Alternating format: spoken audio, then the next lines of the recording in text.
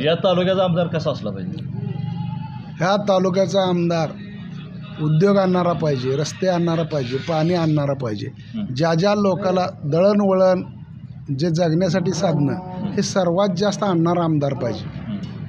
आणि ह्यासाठी फक्त आत्तापर्यंत 55 वर्षे जे आमदार साहेबांनी लोकांना फसवले, सर्वात जास्त उसाला समाज गेला. मी उसाला गेलो का माझं पोरगं उसाला गेलं की 2 महिने 3 महिने पोरानं बी ऊसतोडी करायची, आज्यानं बी करायची, नातवानं बी करायची.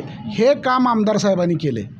आणि तालुक्यामध्ये 2 मराठ्यांची भांडणं लावणे आणि धनगर समाजाचा एक कट्टा ठेवणे हा वापर करून यांनी 55 वर्षे खुर्ची केल्या.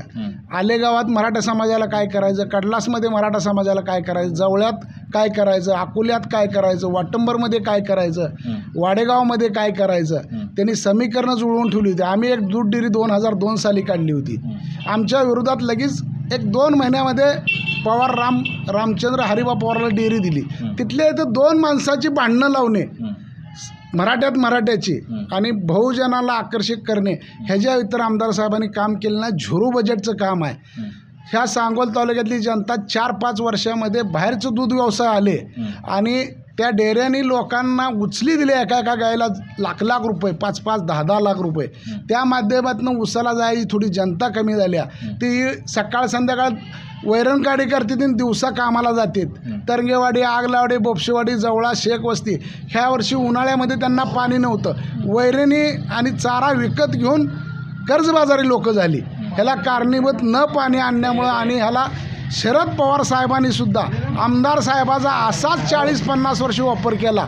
आणि दीपक आबा साळुंखे, काकासाहेब साळुंखे 72 साली वारले. तेव्हापासून आबाचं घर आमदार साहेबाचं काम करत आलं म्हणून तालुक्याचं वाटोळ झालं आहे. 1-5 वर्षे बापूला काम दिलं आणि आबा म्हणतात मी निवडून दिलं.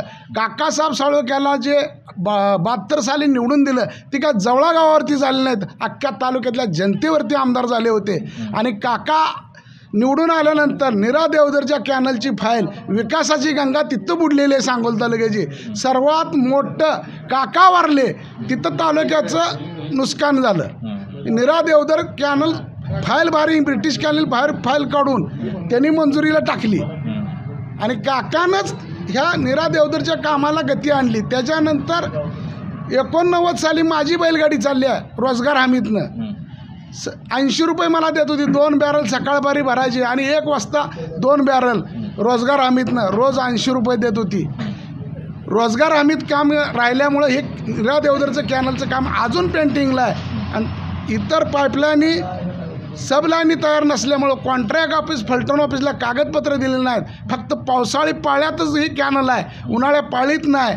आणि हे पवारसाहेबाला द्यायचं नाही, अजितदादाला द्यायचं नाही, रामराजे निंबाळकराला द्यायचं नाही, विजयदादाला द्यायचं नाही. ह्या तालुक्याला पाणी दिलं तर त्यांच्या भागातलं पाणी कमी होतं आहे आणि तिथला ऊस वाळतो, तिथले कारखानदारी बंद पडते. म्हणून ह्यांना पाणी द्यायचं नाही, ह्यांना असाच वापर करायचा आहे. ह्यामुळं तालुक्याचं नुकसान झालेलं आहे. आता बापूंना आमदार करण्यासाठी तुमचं काय ठरलंय नेमकं? बापूला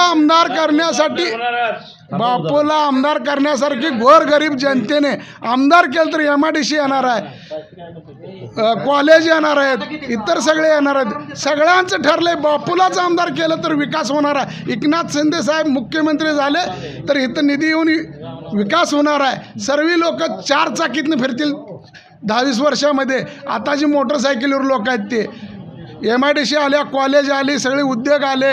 सांगोल्यामध्ये ॲक्सिडेंट झाला तर मिरज, सोलापूर किंवा पंढरपूर नेल्याशिवाय पर्याय नाही. मोठे दवाखाने नाहीत. बरेचशा गोरगरिबाच्या अडचणी आहेत.